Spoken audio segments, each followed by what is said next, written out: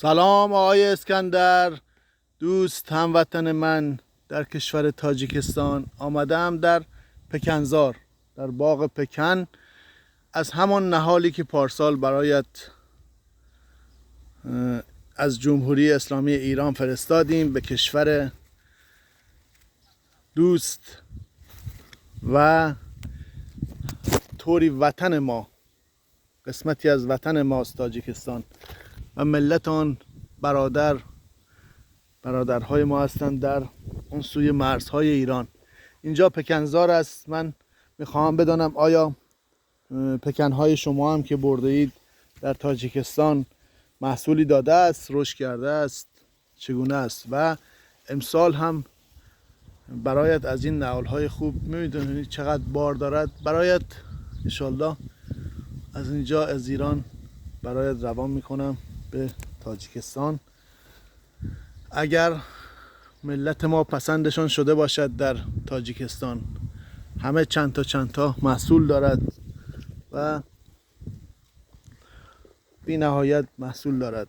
4 تا 5 تا، اینجا 5 تا دارد و این بسیار درختای بزرگ می شود. اینجا مثل تا آسمان می رود، همش پر از محصول است. اگر نگاه کنید تمام پر از محصول است، بسیار زیاد محصول دارد. از روی زمین محصول دارد تا آسمان، همش محصول دارد. انشالله که در کشور عزیزمان تاجیکستان هم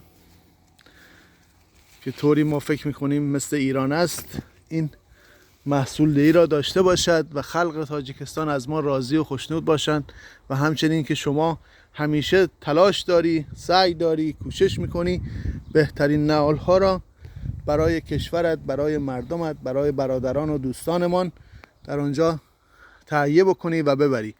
و من در ادامه قسمتی از این گردوهای پیکن پیوندی که در انتظار این باغ پکنستان است، بسیار درختای کلان و بزرگ و اینم نهالهای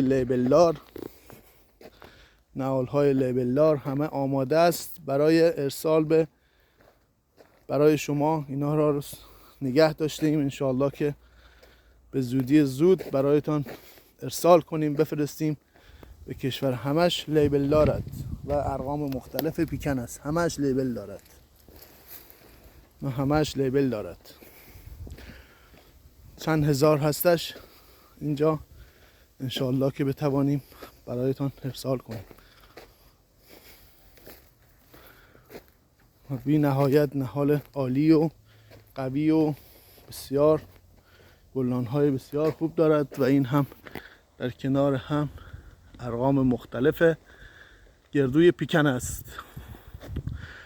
پایدار و پیروز باشید.